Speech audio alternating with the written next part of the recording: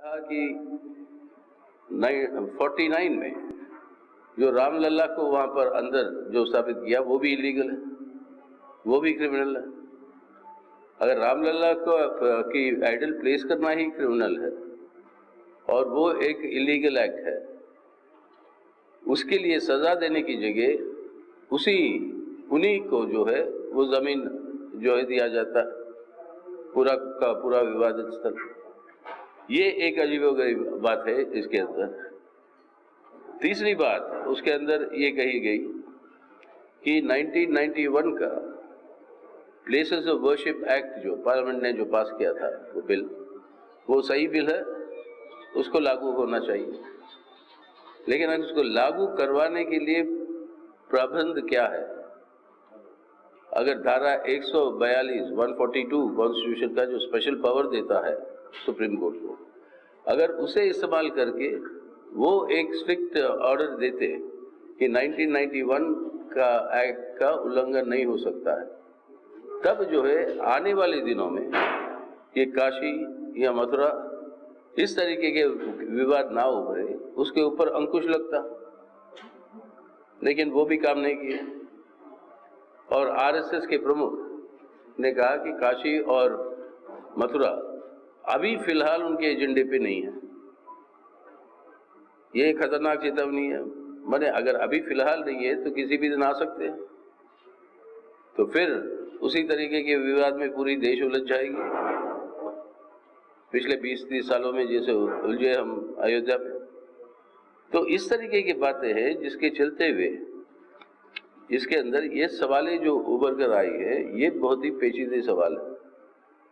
और हम समझते हैं कि न्याय जो मिलनी चाहिए थी, जमीन के मालिक कौन है वो था सूद, वो नहीं हुआ।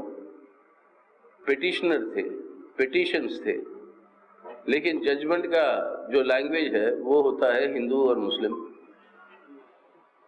ना हिंदू ना मुस्लिम के बीच में नहीं था, दो पिटिशनर के बीच में था कि जमीन का मलकियत किसके हाथ में है।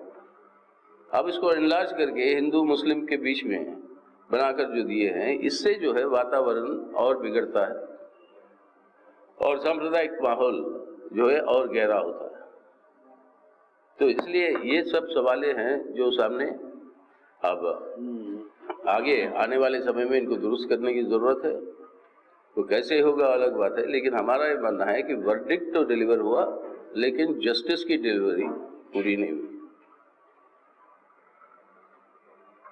तीसरा बात जो हम कहना चाहते हैं कि आज जिस तरीके के अर्थव्यवस्था है देश के अंदर, ये बहुत ही एक संकट ही नहीं, गिरावट ही नहीं, लेकिन हमारा मानना है कि एक मंदी के स्टेज पर हम पहुंच चुके हैं, एक इकोनॉमिक रिसेशन।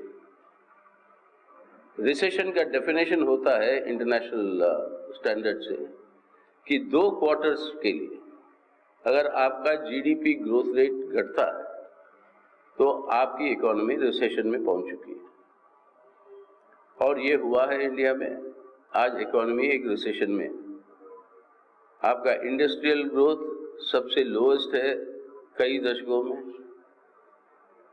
आपका कंज्यूमर एक्सपेंडिचर्स आपके तकरीबन 9% घटे हैं इसी साल, जो 40 सालों के बाद जो है इस तरीके की प्रक्रिया नजर आ रही। आज बेरोजगारी पिछले 50 सालों के अंदर जितनी थी उससे ज्यादा है। आपके कृषि का संकट और गहरा जो होता जा रहा है और कई प्रांतों में किसान जो है आत्महत्या कर रहे हैं अभी भी, कर्ज में डूब के। और इंडस्ट्री के अंदर जो लेऑफ्स हो रहे हैं, रिट्रेंचमेंट, कई जगहों पर अब बताया गया कि ऑटो इंडस्ट्री के अंदर जो गिरावट आई है तकरीबन 30% की सेल्स का, उसके चलते हुए कई 10 लाख से ज्यादा लोगों की छटनी हुई है ऑटो और एंसिलरीज को मिला के। टेक्सटाइल इंडस्ट्री का अनुमान यही है कि करीबन 30 लाख के करीब लोगों को ही छटनी हुई है। चाय बिस्कुट का देश है अपना। कभी भी समय मिलता तो चाय और बिस्कुट के आधार पर हम लोग जिंदा रहते हैं। अब ब्रिटानिया और पार्ले कंपनी कह रहे हैं कि 5 रुपए की बिस्कुट की पैकेट की सेल्स के अंदर भी गिरावट आई है भारी।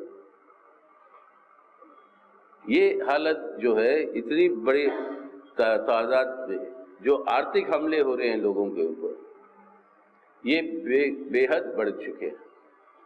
इसका रास्ता क्या है? हमारा मानना यह है कि ये मंदी हो रही है क्योंकि लोगों के हाथ में खरीदने की क्षमता नहीं है। उस खरीदने की क्षमता लोगों को देना है तो रास्ता एक ही है कि सरकार अपने सरकारी निवेश को बढ़ाए, जो अपना इंफ्रास्ट्रक्चर है, जो जरूरी है, जो देश के अंदर बहुत भारी कमी है जिसमें, उस इंफ्रास्ट्रक्चर को बनाए। ग्रामीण सड़कें बनवाइए, आपके नहरें खुदवाइए ताकि खेती का संकट थोड़ा बहुत उसके लिए राहत मिले, या आपके कुएं खुदवाइए ताकि पीने की पानी मिले सब गांवों में। ये सब काम करने के लिए अगर सरकार निवेश करती है तो लाखों के तादाद में नए नौकरियां पैदा होंगी। अपना नौजवान जो आज भटक रहा है और कहीं पर तो शिकार हो रहे हैं, कहीं नशा का शिकार, कहीं कुछ और इस नौजवान को अगर आप रोजगार देने लगेंगे और वो अपना तनख्वाह जब खर्च करने लगेगा, देश के अंदर मांग बढ़ेगी। जो आपके कारखाने बंद पड़े हैं, आज बंद हो चुके हैं, वो कारखाने फिर से खुलने शुरू होंगे। आप ही के इंडस्ट्रियल सेक्टर देख लीजिए, कितने कारखाने हैं जो बंद है। आपके पंजाब के अंदर ही लुधियाना देख लो आप, इंडस्ट्रियल सेक्टर में जाके, गोविंदगढ़ सारी इंडस्ट्रियल, ये सब बंद पड़े हैं। लोगों के हाथ में खरीदने की क्षमता नहीं है। सरकारी निवेश की जरूरत। इसके जगह पर ये सरकार किया क्या? 2 इंस्टॉलमेंट में 2,15,000 करोड़ 2,15,000 करोड़ रुपए की टैक्स की छूट दी है बड़े बड़े कॉर्पोरेट्स को, पूंजीपतियों को, और अमीरों के लिए टैक्स की रेट घटाई। सरकार ये कहती है कि उनके पास हाथ में पैसा हो ज्यादा अमीरों के अंदर, वो निवेश करेंगे। अरे निवेश करेंगे तो निवेश से जो पैदा होगा, जो उत्पादन, उसको खरीदने वाला कौन है देश में? दुनिया के अंदर आप बेच नहीं सकते हो क्योंकि दुनिया का व्यापार ही घट रहा है लगातार, और घटने की वो फोरकास्ट है। तो ऐसी परिस्थिति में सरकारी निवेश को बढ़ाने की जगह उल्टा अमीर को और अमीर बना रहे हैं और गरीब के ऊपर आर्थिक शोषण और अत्याचार और बढ़ता जा रहा है। और इसी के चलते हुए आज एक बहुत बड़ा प्राइवेटाइजेशन का दौर शुरू हो चुका है। मोदी सरकार एक भी क्षेत्र को नहीं छोड़ रही है बिना निजीकरण किए हुए, और इस निजीकरण के चलते हुए लाखों के तादाद में लोगों की छटनी होगी। और पब्लिक सेक्टर को प्राइवेट करने के मतलब यह है कि थोड़ा बहुत आपकी रिजर्वेशंस के चलते हुए जो नौकरियां जो मिलती थी दलितों के लिए या ओबीसी के लिए, अब वो बेनिफिट भी धीरे धीरे से खत्म होगा।